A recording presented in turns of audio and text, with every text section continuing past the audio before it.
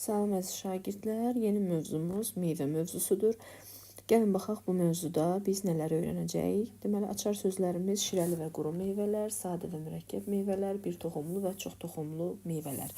Gəlin görək bu mövzuda biz nədən danışırıq. Meyvə də çiçəkli bitkilərin generativ orqanıdır. Bəli, bildiyimiz kimi biz vegetativ orqanları öyrəndik, generativ orqanlardan da çiçəyi öyrəndik. Hal-hazırda artıq biz meyvədən danışırıq. Toxumu da öyrənmişik artıq. Bilirik ki, generativ orqanlara çiçək, toxum və meyvə daxildir. Meyvə də çiçəkli bitkinin generativ orqanıdır təbii ki və adətən çiçəyin yumurtalığından əmələ gəlir. Meyvə əsasən meyvə yanlığı və toxumdan ibarətdir. Meyvə yanlığı yumurtalığın divarından inkişaf edir. Ümumiyyətlə biz dedik ki, meyvələr yumurtalıqdan əmələ gəlir, toxum isə yumurtacıqdan əmələ gəlir. Yəni yumurtacığın içərisində rüşeyin kisəsi, orada mayalanma getdikdən sonra 2 qat mayalanma gedir və bu zaman toxum inkişaf edir. Toxumun rüşeyimi və endospermi əmələ gəlir. Meyvələrin əsas funksiyası, yəni əsas funksiyası nə olacaq? Təbii ki, toxumları qorumaq, onların yayılmasını təmin etmək. Buna görə də biz gəlin meyvələri bölək 2 yerə. Bunlar hansılardır? Meyvələr bölünür sadə və mürəkkəb meyvələrə.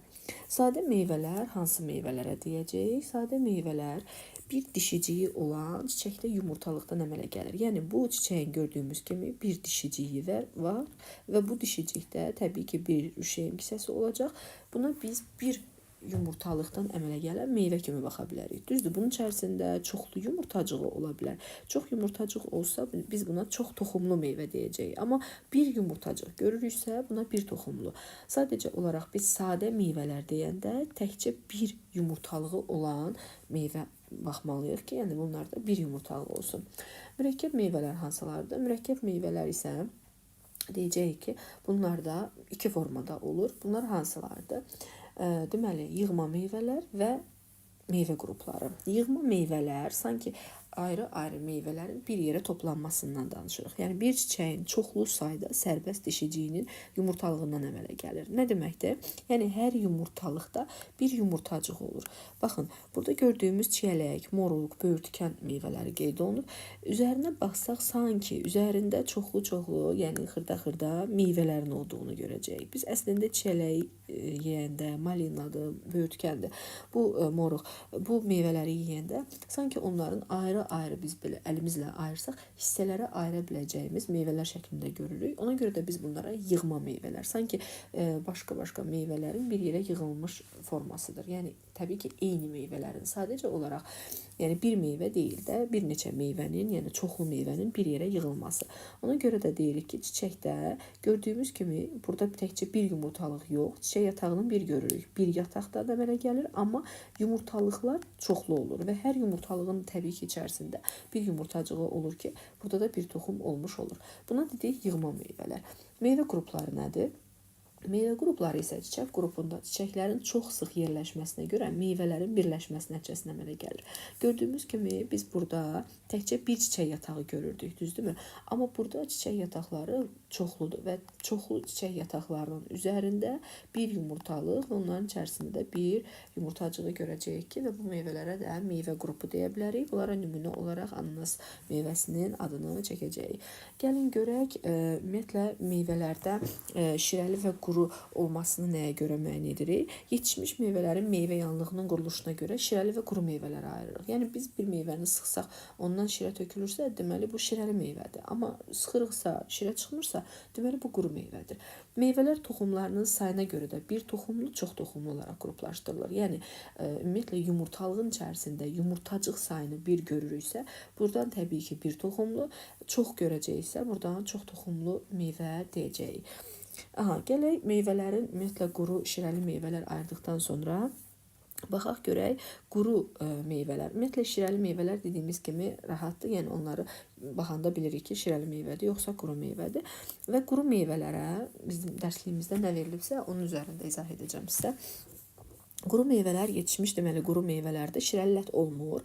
Bir toxumlu və çox toxumlu quru meyvələrə ayırd edilir. Təbii ki, bunlar hələ tam toxum yetişməmiş, biz onları nisbətən şirə görə bilərik. Sadəcə olaraq əsas, yəni toxum yetişdikdən sonra bu meyvələrin meyvə yanlıqları quruyur, qabıq kimi ayrılır və ona görə də ona ehtiyac olmur. Sanki yəni bir müddətdən sonra quruyur, tökülür.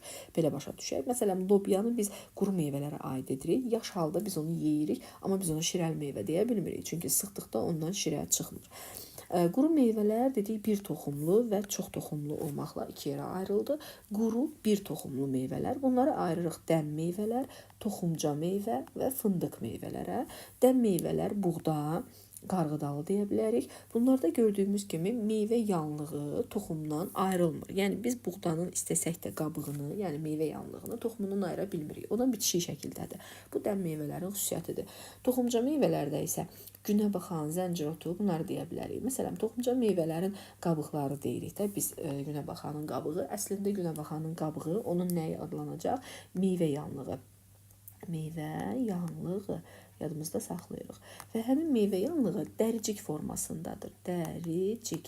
Və biz o dəricik şəklində olan meyvə yanlığını təbii ki, qoparıb ata bilirik rahat şəkildə, ondan ayıra bilirik. Yəni dəm meyvədən fərqi onun toxumca meyvənin budur ki, orada dəricik şəklində olur və rahat şəkildə çıxarıb ata bilirik.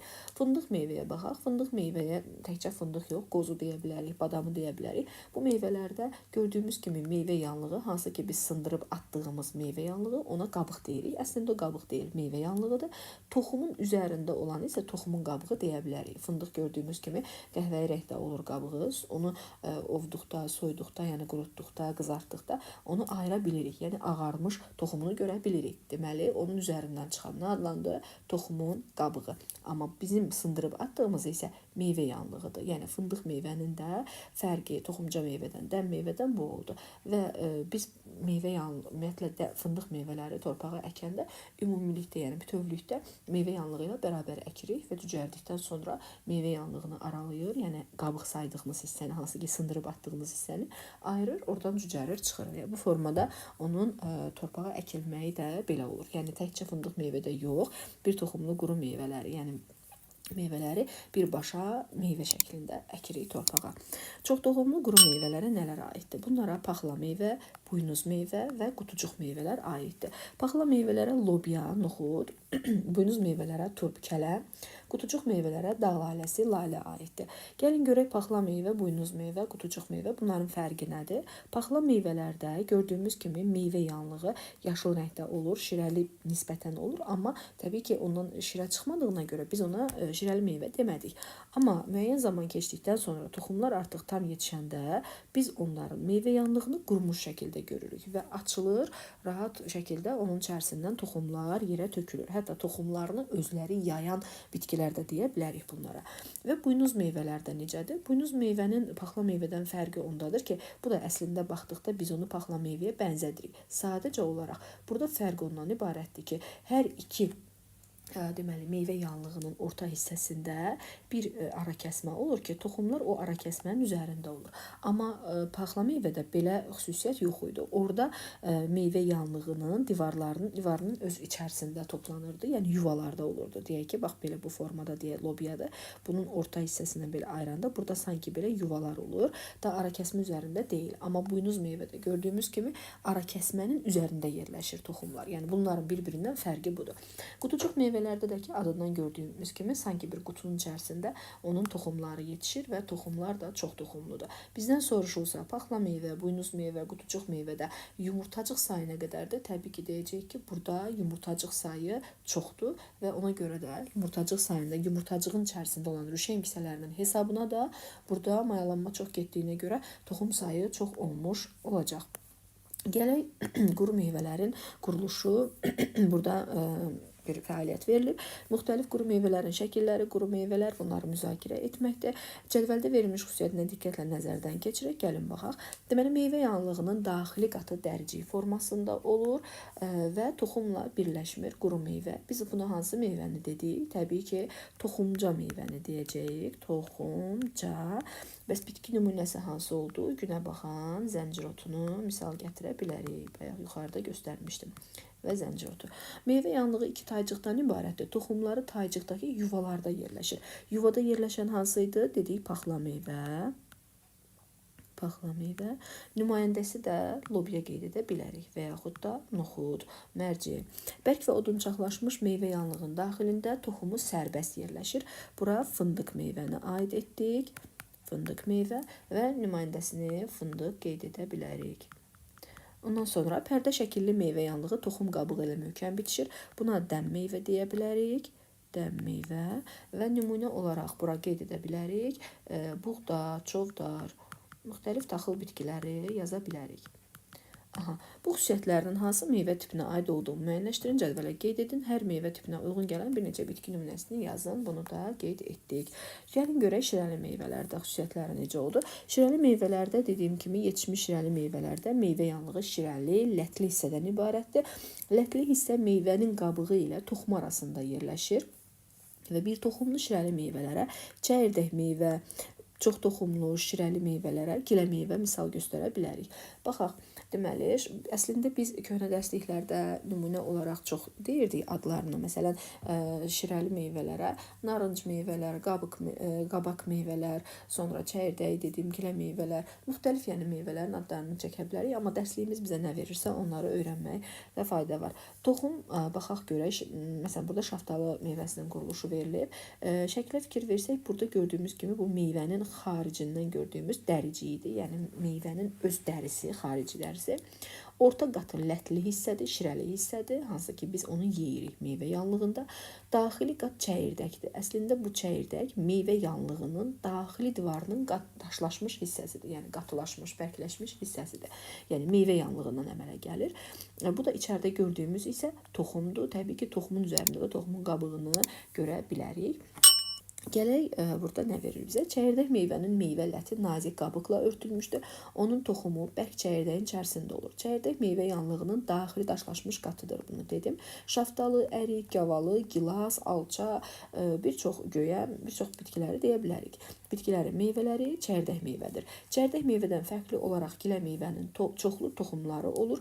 Məsələn, qarağat, üzüm, pomidor, incirçək kimi bitkilərin meyvələri gilə meyvədir. Deyəcəksiniz, pomidor, məsələn, badımcan, bunlar necə gilə meyvə ola bilər? Təbii ki, biz ümumiyyətlə fərqi yoxdur. Bostan və yaxud da bağda yetişən bitkilərə ümumiyyətlə çiçəyi varsa bu bitkinin üzərində meyvəsi əmələ gəlirsə, təbii ki, biz ona meyvə deyəcəyik. Ola bilər biz heç o meyvəni yeyək, ola bilər yeməyək. Yəni onun aidiyyatı yoxdur. Sadəcə olaraq yadınızda saxlayırsınız ki, çiçəkdən meyvə əmələ gəlir. Mayalanma getdikdən sonra toxumun üzərini örtür meyvə. Meyvə toxumu qoruyur, onu qurumaqdan, ümumiyyətlə yayılmasını təmin edir və bir çox funksiyaları vardır. Bəzi meyvələrin əmələ gəlməsi yumurtalıqla yanaşı çiçəyin digər hissələri, məsələn, çiçək yatağı da iştirak edir. Bayaq dediyim meyvələr, hansı ki o şəkildə göstərmişdim sizə, dedim çiçək yatağı da iştirak edirdi. Alma, armud, əzgi kimi bitkilərin meyvələrini buna misal gətirmək olar və belə meyvələr şərti olaraq yalançı meyvələr adlanır. Burada gördüyümüz pomidor, meyvə yanlığı, bu da bunun toxumlarıdır. Təbii ki, gördüyümüz kimi çox toxumludur və gilə meyvə adlanır. Qarağatı da görürük və burada da yenə onların daxili hissəsini görürük ki, hansı ki çoxlu toxumları vardır. Deyir, bilirsinizmi, maraqlıdır bu. Tropik ölkələrdə bitən çörək ağacının və ya jackfruitun bir meyvəsi 40 kiloqrama qədər ola bilir. Bu ağacda bitən ən böyük meyvələrdən biridir. Bu da jackfruitdur. Bunun da içərisində çoxlu toxumları olur. Gəldik, öyrəndiklərinizi tətbiq edin. Çələk bitkisinin bir çiçəyində çoxlu sayda dişicik olur. Onun hər dişiciyinin yumurtalığında bir yumurtacıq olur.